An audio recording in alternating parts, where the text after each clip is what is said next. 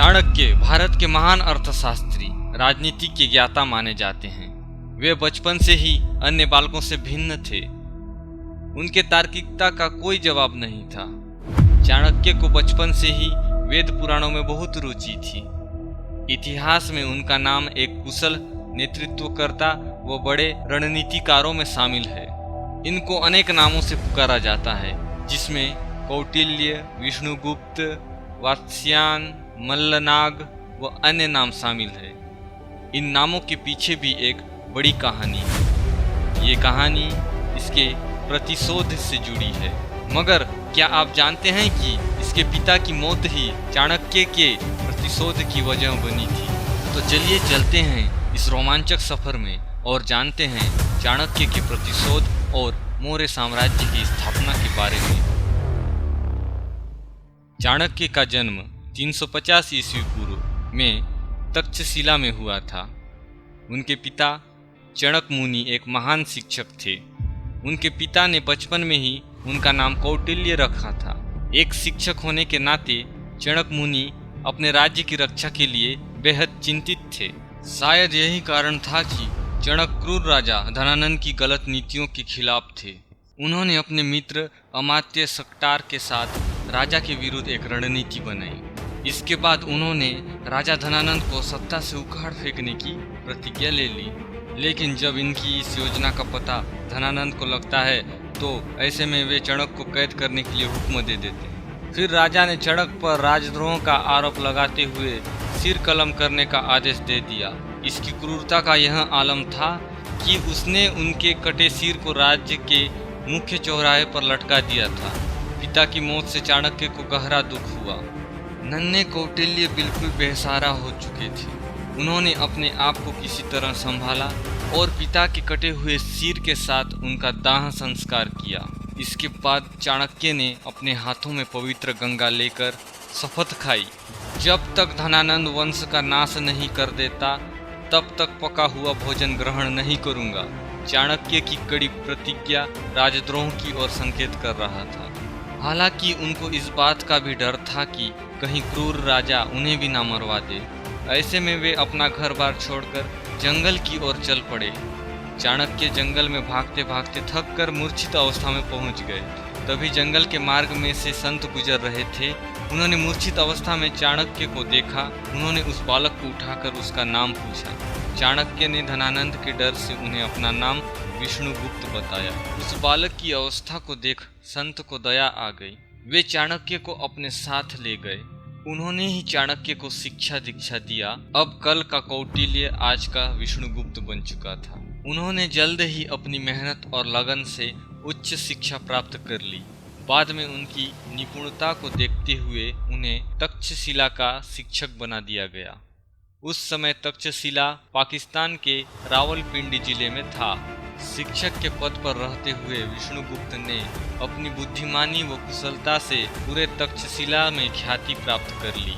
वहाँ के लोग उसकी बातों से बहुत प्रभावित रहते थे। इसी बीच सिकंदर ने पोरस के राज्य पर आक्रमण करते हुए उस पर अपना कब्जा कर लिया। हालांकि बाद में सिकंदर पोरस की किसी बात से प्रभावित होकर उसे उसका राज्य वापस कर देता है। मगर सिकंदर ने आक्रमण के दौरान काफी तबाही मचाई थी। इस युद्ध में पोरस को अधिक जानमाल का नुकसान हुआ था।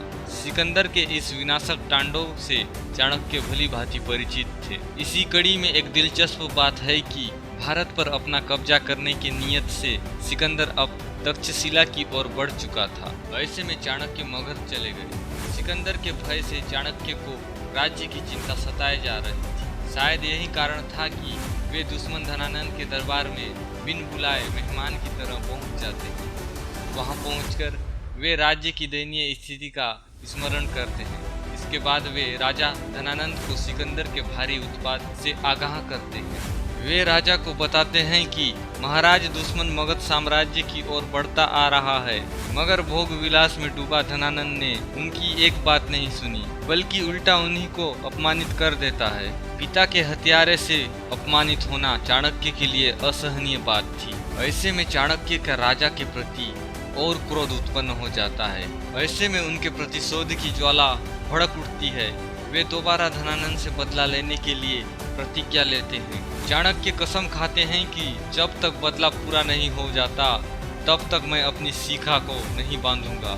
इसके बाद वो अपने पिता के मित्र सकटार से मिलते हैं। सकटार उनको बताते हैं कि राज्य की जनता धनानंद की गलत नीतियों से बहुत परेशान हो चुकी है। जनता से जबरन कर वसूला जा रहा है। इन बातों से चाणक्य को गहरा दुख पहुंचता है। ऐसे में दोनों धनानंद के शासन को उखाड़ फेंकने का संकल्प लेते हैं। चाणक्य सकटार से कहते हैं कि साम्राज्य को चलाने के लिए एक ऐसे युवक की जरूरत है जिसमें राजा बनने के सभी गुण मौजूद हो। तब सकटार उन्हें धनानंद के दरबार में काम करने वाली एक दासी के बारे में बताता है जिनका नाम मूरा था। उस दासी को भी धनानंद ने अपमानित करके दरबार से बाहर फेंकवा दिया था। उसी दासी का एक पुत्र चंद्रगुप्त मौर्य है जिसमें शासक बनने के सभी गुण मौजूद हैं। ऐसे में चाणक्य ने चंद्रगुप्त से मिलने की इच्छा जताई। फिर दोनों चंद्रगुप्त के घर जाते हैं। वे उसकी माँ से मिलते हैं। चाणक्य चंद्रगुप्त की माँ से कहते हैं कि आपका पुत्र राजा बनने योग्य है। इस बालक में एक राजा बनने के संपूर्ण गुण दिखाई देते हैं। उसकी माँ चाणक्य की बातों से सहमत होती है। चाणक्य चंद्रगुप्त को अपने साथ आश्रम में ले आते हैं। वे उन्हें उच्च शिक्षा देना प्रारंभ कर देते हैं। चाणक्य उनको धनानंद से बदला लेने के लिए हर प्रकार से तैयार करते हैं। इसी कड़ी में दिलचस्प बात यह है कि चाणक्य ने चंद्रगुप्त की शक्तियों को बढ़ाने के लिए धर्म का सहारा लेते हैं। वे इस बार फिर अपना नाम बदलकर वात्स्यायन मुनि बन जाते हैं। धर्म की आड़ में चाणक्य लोगों को अपना प्रवचन सुनाते और युवाओं को चंद्रगुप्त की सेना में जाने का सुझाव भी दिया करते थे। कुछ ही समय में चंद्रगुप्त की एक मजबूत सेना तैयार हो जाती है। इसी बीच एक गुप्तचर द्वारा चाणक्य की साजिश का पता धनानंद को लगता है, परंतु अब बहुत देर हो चुकी थी। चाणक्य द्वारा तैयार किए गए चक्रव्यूह में धनानंद पूरी तरह से फंस चुका था। चंद्रगुप्त अपनी बहादुरी सेना के साथ मगध पर आक्रमण करने के लिए तैयार था।